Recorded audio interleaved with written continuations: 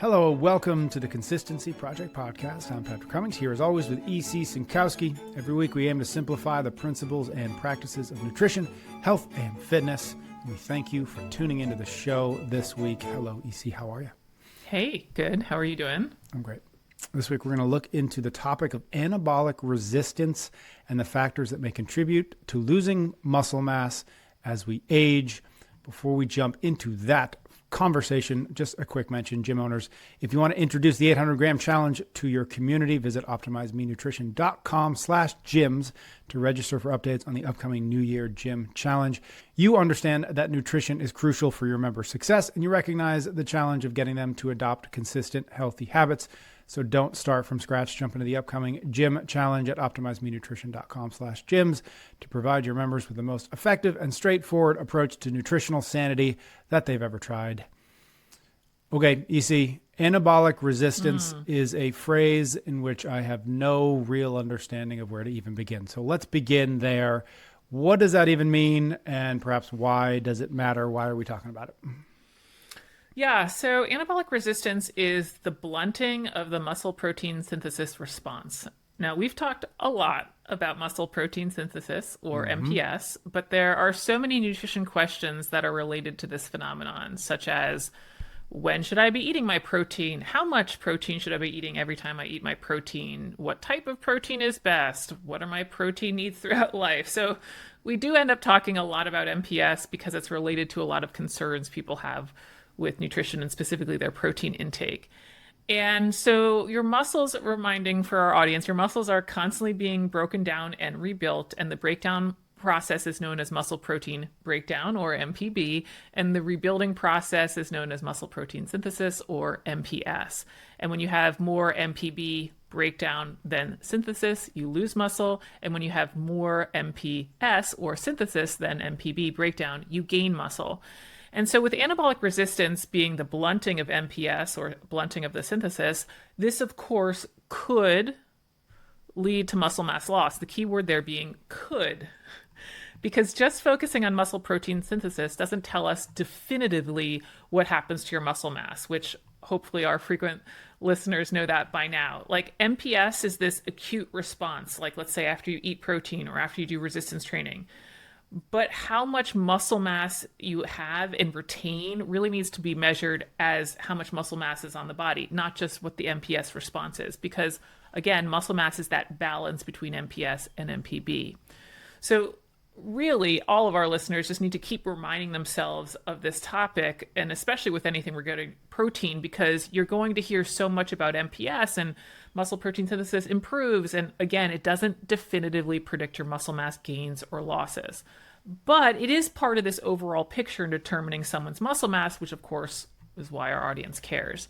So anabolic resistance can be related to how much muscle mass you have, which then of course affects our common weight, health, and fitness goals, from aesthetics to how many more pull-ups can you do to living independently. And so, muscle mass is a hot topic around here, so we got to talk about it. All right. So you said the anabolic resistance is the blunting of the muscle protein synthesis response. What do we know about what causes that? Yeah, I think people hear a lot about anabolic resistance related to aging, and that as you get older, there tends to be this blunted MPS response related to eating amino acids, protein, or to exercise. And we actually do see that in studies, that older people have kind of these lower MPS rates, sometimes even no MPS rates at times when younger individuals do. Now, this, of course, could be part of the picture for sarcopenia, which we've certainly talked about a lot, the loss of muscle mass as we age. And so maybe this anabolic resistance, this blunting of the MPS response, is really feeding into this overall sarcopenia equation. But the question that we have to really solve is it age per se, or are there other reasons why this blunting is occurring? Is it just because you're 50, 60 years old, or is there some other underlying factors? And that's what the SHAD paper in the show notes was really looking at. It's this systematic review. They're looking across all the published literature at the time on this topic, not just one study. So of course we love that. And they really considered 3 different scenarios. What's the MPS response in young versus old individuals when just looking at giving them protein? So, old versus young, we feed them protein, what happens? The second kind of scenario they looked at was, what's the MPS response in young versus old individuals when they have to do exercise. So again, maybe they just go do a bout of resistance training. What happens in young versus old? And then the third scenario was, what's the MPS response in young versus old when they have both protein and exercise together? And so looking at it in this kind of systematic way is really helpful so that we can really target and optimize what's going on. Is it related to feeding? Is it related to exercise? Is it related to both? And so basically they had 48 different kind of studies to look across, and 30 of those 48 found no sufficient evidence of age-related anabolic resistance.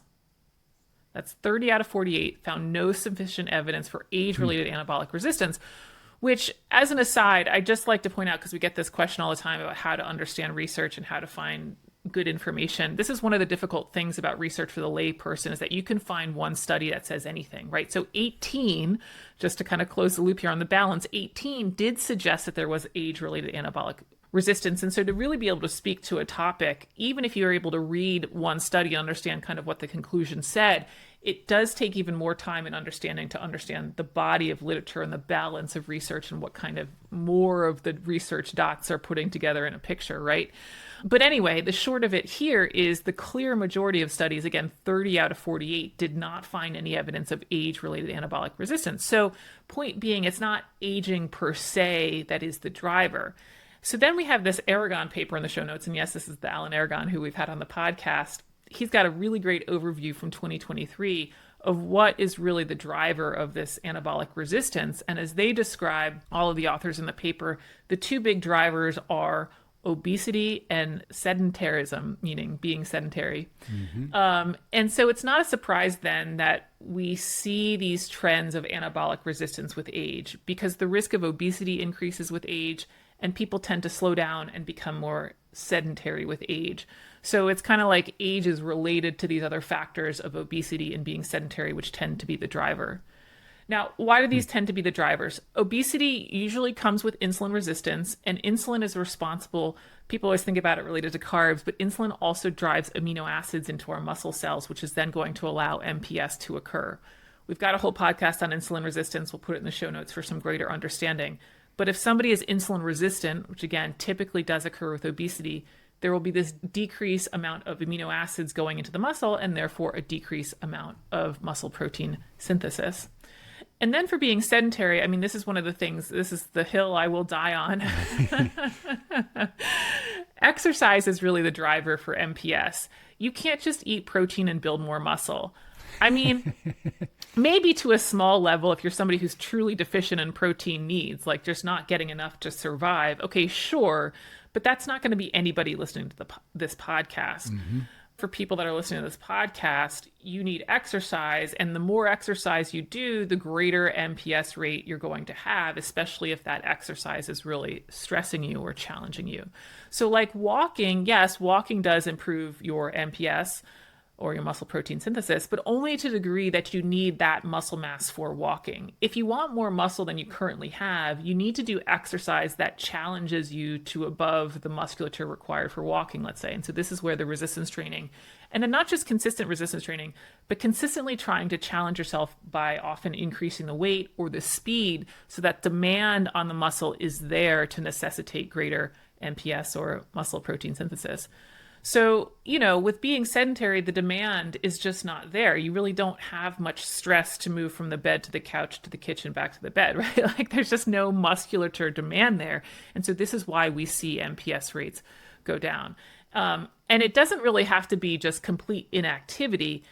Even as people reduce their, you know, it doesn't have to be complete bed rest that does this. It's just as people continue to slow down with age, as people's step count goes down, intensity goes down, this is continuing to contribute to this kind of blunting of the muscle protein synthesis response.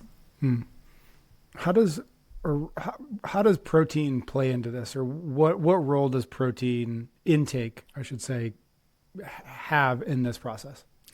Yeah, certainly, you know, we stress the musculature, we stress it enough to build muscle, then yes, we do need to have enough protein there to kind of answer the call, if you will, of the stress, and then build that muscle to the level that we need for the demands that we just placed on it. And so we need to eat enough for those muscle mass gains or muscle mass maintenance, depending on kind of what your goals are. And there's really two big studies that kind of summarize the literature out there about how much protein you need for this. The first one is the Morton study in the show notes. We've probably referenced this a ton. I mean, this is one of the first studies that I really kind of came into or reviewed for my initial protein recommendations. And it's a meta-analysis, of course. They're combining data from 49 different studies, note of men and women, and of young and old. And they found that the upper limit of protein necessary to add muscle mass was 1.6 grams per kilogram, which of course translates to that 0.7 grams per pound number we talk about all the time. So that's one of them, one study. And then there's been a more recent meta-analysis by Nunez in the show notes that looked at, again, protein intake to support muscle mass goals. Now, what's interesting about this one is they split the results by age. And if memory serves, I think they had like 70 plus studies in this, but they split the results by age looking at, okay, how much protein do you need to gain muscle mass if you're less than 65 years old or greater than 65 years old? They might have even had a younger subset, like below 20. But anyway, basically the 0.7 grams per pound or more, because that was sort of their cut point, this 1.6 grams per kilogram or the 0.7 grams per pound or more, is where muscle mass gains were best realized for those younger than 65 years old. Now, interestingly, for those older than 65 years old, they actually found protein in the range of 0.55 up to 0.7 grams per pound, where muscle mass gains were the best for those older 65, which suggests that I should lower, not increase, lower my protein intake for those individuals over 65. But the authors of this study acknowledge that there's really not a lot of research out there for the population over 65, that it might be a little too early to kind of suggest that that's where this cut point should be. They just don't have as many studies for that demographic as they do kind of for the younger population. And so I still feel comfortable kind of recommending this 0.7 grams per pound regardless of the age. But I do like to also remind everyone that this is why like 0.7 grams per pound is quite high. Like when I go to the literature, there's 0.7 grams per pound is considered a very high protein intake, unlike social media land, which just becomes protein obsessed. I mean, or maybe it's just what happens with our algorithm. But, you know, I see these influencers, they'll be like, oh, go get this meal at XYZ place and you'll get 50 grams of protein. And I'm like, what? Why do you need this in one meal? How much protein are you eating? It's really getting ridiculous. But the point that I'm trying to make is when you go to like PubMed and look for peer-reviewed scientific literature, you really don't find that much evidence at the 1 gram per pound level, especially as individuals get older. I mean, this study is basically saying they don't even have much research for over 0.7 grams per pound. So this idea that as you get older, especially, you would need, let's say, 1 gram per pound is just totally unfounded. But anyway, I know I got off on a little rant there. Between these two kind of big meta-analyses, we're once again at this place of 0.7 grams per pound is a really great place to be for a lot of people, even those wanting muscle mass gains. And I always have my caveat that allows people up to 1 gram per pound if they truly are somebody that's overtly muscular, advanced training capacity. Maybe they just love eating protein as like a sustainability thing. But nevertheless, it's not necessarily most of the clientele listening to this who are, yes, fit individuals looking to gain muscle, but not at this upper high-end echelon of strength capacity.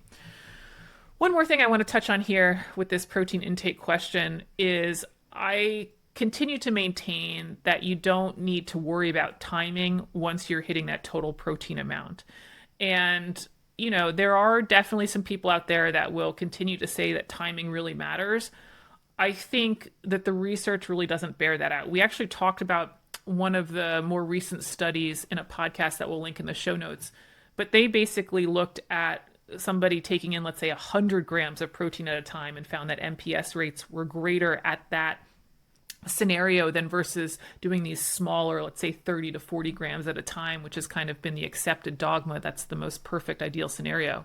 We even talked about more recently in a study, people that were looking at MPS rates if, let's say, your protein distribution was sort of unbalanced through the day, like a light protein breakfast, kind of a medium protein lunch, and a heavy protein dinner. And they found that the MPS rates between that and something that was more, quote, optimally balanced were no different.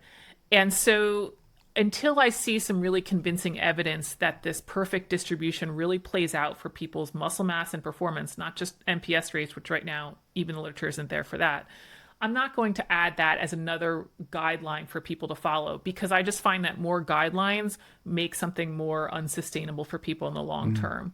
So we really want to think about like, okay, do we really have evidence to make this a true recommendation versus maybe this is just a nice hypothesis that we should keep testing. So pretty long there, but yeah, my 0.7 grams per pound is right there for where we can maximize muscle mass gains for overwhelming majority of people listening to this podcast. And then also they don't need to worry about timing. The zero point 0.7 grams that we talk about a lot is really effectively the guidelines for lazy macros, which is part of the 3 pillars program, 800 gram challenge, lazy macros, and then calories after that. Beyond just that reference, is there anything worth talking about as it relates to the broader 3 pillars method that speaks to, or maybe even solves this idea of anabolic resistance? Yeah, I mean, you know, I just kind of keep coming back to this concept that I would love for people to just really absorb, digest. There we go. That's the pun that we need for a nutrition podcast. 300 episodes in that we finally found that. We've got a good pun, everybody. Finally. We finally did it. Really digest this one. Just because something is simple does not mean it didn't think of more scenarios.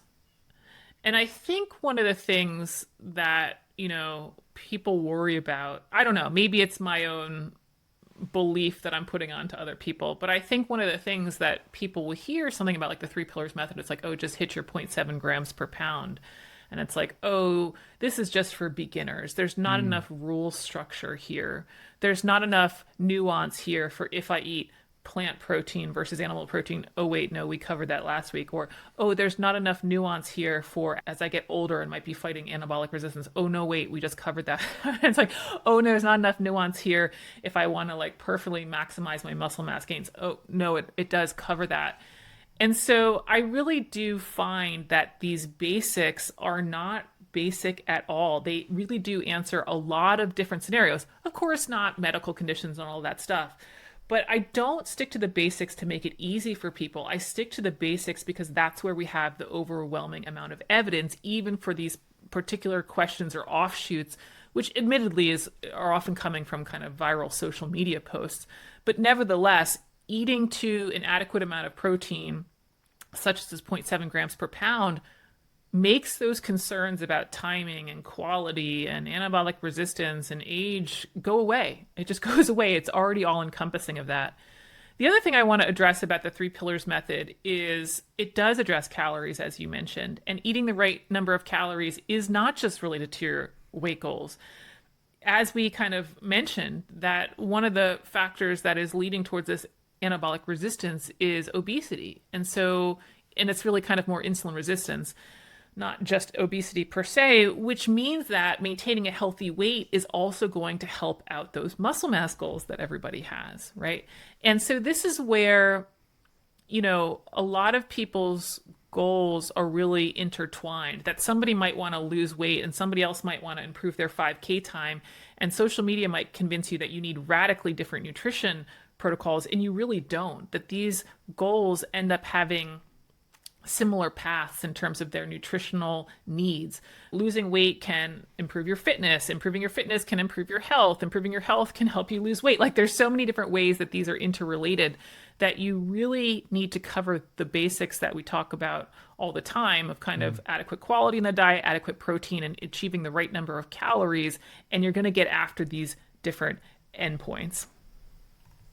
Beyond the nutrition element, what else can we do as it relates to anabolic resistance?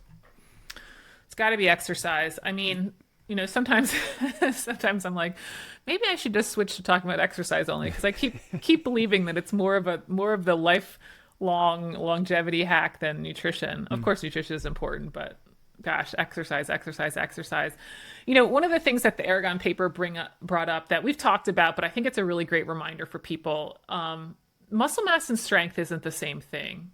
I was thinking about that. Yeah. Yeah. I mean, we tend to really just focus on muscle mass and muscle mass loss. And I think in part because of aesthetics, you know, I think our community likes the look of musculature. So there can be a reason to have muscle mass just for muscle mass in and of itself.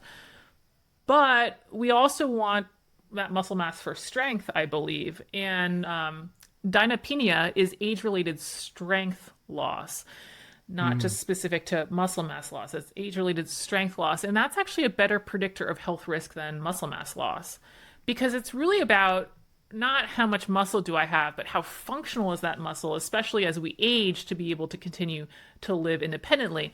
Now, of course, these are related. Like, you're not going to find world's strongest man be a really skinny guy. Right. Generally, these sort of correlate, but it is important that we have functionality of that muscle mass, not necessarily, again, how big my biceps are. And so as much as I preach, all exercise is better than none, I do like to remind people that there really is something to training movements that challenge yourself and challenge your coordination, challenge your balance, and challenge your, of course, strength capacity. Some examples: training under your own body weight or with free weights is a better choice than using machines. Now, if your option is machines or not exercise, we're going to use machines. But more often than not, if we can do things where we're training our own body weight or moving the weights under our own coordination, that is going to have a better long-term adaptation. Walking and running outside on uneven terrain, going on hikes, all of that stuff is going to be better than walking on treadmills. Again, if our option is treadmill or not exercise, we're going to use the treadmill. But a better challenge would be something that requires a little bit more balance and coordination. Getting up off the ground with using something like a burpee is going to develop a better capacity, especially for longevity and quality of life, than using kind of a chest press machine that we might see at the gym. Mm-hmm. And the paper really describes it quite nicely. Like, yeah, muscle mass is great for our metabolic function, but when we look at something like strength, it also has this tie-in to the brain, this neuroprotective effect.